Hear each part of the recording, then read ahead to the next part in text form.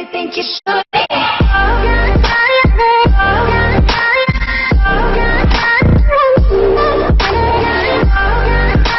Can just kind of walk us through what we're seeing and... Yeah, absolutely. So we're playing Atletico Madrid against Barcelona. What's really nice is the stadium that you're looking at right now. And the reason for that is this stadium has not been actually used. It's the stadium that they'll be playing in next season. So the Calderon had its last match in the Copa del Rey final, and from next season they'll be playing in this. So you've got the choreography, perfect, brand new stadium, and here you can start to see the impact of the players. You see the brand new play models that we brought into the game. This is from actually 3D scanning tech, where we've actually fully 3D scanned players, the same that we did with Bolt as well. Yeah, yeah. So they look super authentic. The player faces, the expressions as well. You can see one of the most important things that we've done in terms of the lighting is we took a lot of data from our scanning tours with Barcelona at the Camp Nou and Borussia Dortmund at the Signal Iduna Park.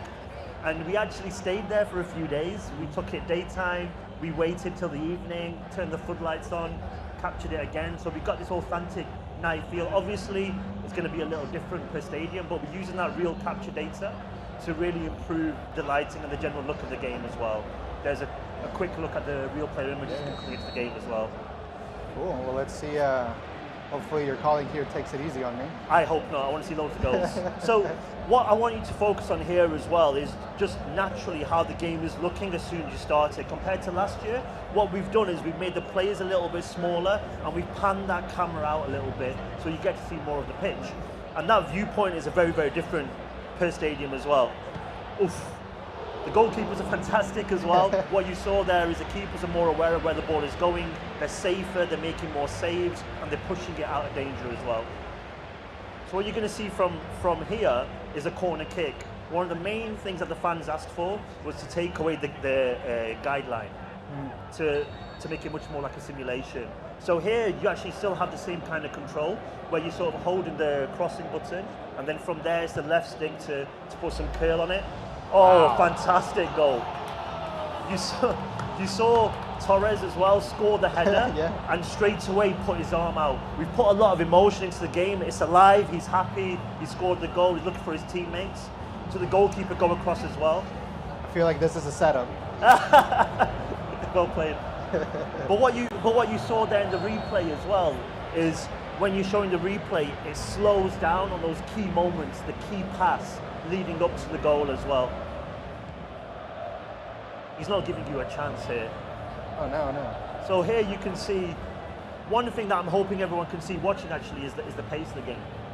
It's really slow, and we've slowed it down. It's not like frustratingly slow, but we've slowed it down because, again, we get a lot of feedback about keeping it realistic. Yeah, and it feels more realistic, right? When it's slower. We've done that in a few ways. So the first thing I think is just to play away.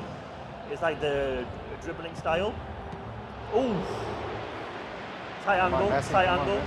But I think with that dribbling style, what it allows us to do is to, even though the players are heavier, it allows them to accelerate away with that weight, because you can wrong foot players who are also heavy as well. I'll give you a chance here in the corner. Anything to share in terms of licensing or any new teams that are coming, new leagues or anything? I know you have the Champions League, right? Yeah, exactly. Not right now. Yeah, we're still the exclusive license holders of the UEFA Champions League. And I think the main thing at E3 for us to show, which is new, is the stadium that you're playing in. It's the first time anyone's seen it, never mind, you know, in terms of real life as well. No one's actually seen a match in that stadium, so it's great to have it here. In terms of licenses, we tend to always wait until we get closer to launch. We usually use Gamescom show, which is usually at the last week of August, to announce all those things. What I can tell the viewers right now is that we're gonna add more teams, and it's all positive news. I think everyone's going to be really, really happy, not only with the licenses, but also with some of the legend players that we're working with as well. Yeah, can you talk a little bit about, I know Diego Maradona is coming, you announced that, right? Exactly, yeah, I mean, it's no real surprise. We had him last year, but I think what was really nice about it is that we could reinforce the fact that we are working with legend players, and also to sort of give a tease to a lot of people that we will be working with the biggest legend players this year. And we've got some really, really cool announcements as Griezmann, hotline bling. That's great. What was really, really nice about that one was the dribbling style of Griezmann. You'll notice with the dribbling that things feel really, really, really heavy, but you have these players like Griezmann who can dribble fast, accelerate, touch, sit the keeper down, and a nice little lofted finish as well. I mean, Asim's making it look really, really easy right now. You can tell the difference right away when you're controlling someone like Messi or Piqué, right? Like exactly. He's so much more versatile and I quicker. think that's great. And I think that's in the DNA of PES. I mean, I did some presentations today and I told people about the massive changes that we're making to PES, how this is a new 3-year cycle. And a lot of the people who really like PES 17 got really scared. They were like frightened, but I think one of the most important things is PES is PES. And you know what kind of makes PES, which is that responsiveness, that individuality, that attention to detail with how players feel and how teams play as well. As long as we keep that in the game, keeping it instinctive, responsive, and how you're playing it, it's not predetermined, so you're not doing button presses to do crazy things. It's all happening naturally. I think no matter what we do with the game, it will always stay as PES. So even now when you're using the left stick, if you sort of move it fast, you'll notice the player shimmying and turning without touching the ball. It's not a button press to do that or to hold it, it just happens naturally, again based on skill. Someone like Neymar will do more exaggerated shimmies and turns. And we've got this new auto protect feature as well, where the players sort of block the players so you can control the pace more. So when you're dribbling, you'll sense players coming and you'll block them off, which is really important to dictate the pace of the game. Again, making it slower, keeping it realistic as well. What about for the defenders, you know, those who like to play on the back? Yeah, it's not a case of like holding X and rushing in. You have to be a lot more careful. Certainly, I think what's really nice to see is the different styles of play. Here, as you attack Atletico Madrid, you can see the very deep defensive line. You got the midfielders very, very, very close to their central defenders as well. And I think when you see, as you guys are, you know, playing as Barcelona, when you see they get the counter attack, Barca are starting their back line so close to the halfway line that you can counter them a lot, which is obviously kind of playing into the hands of Atletico.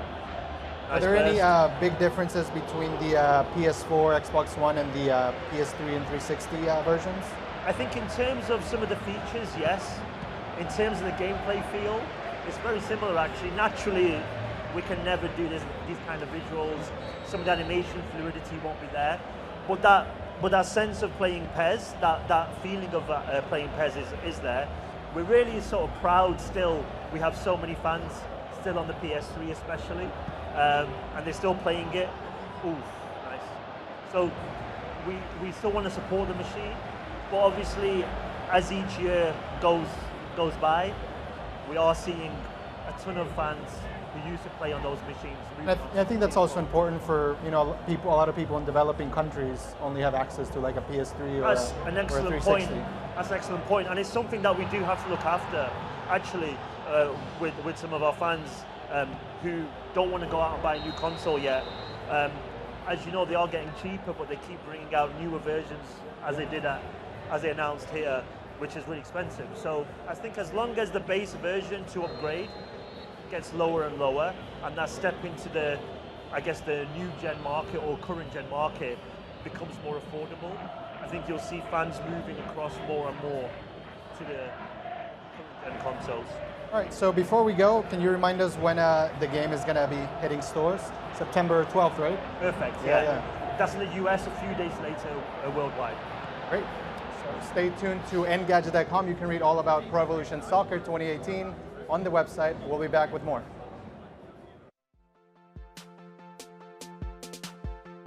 إن أعجبك الفيديو لا تنسى الإعجاب والاشتراك في القناة.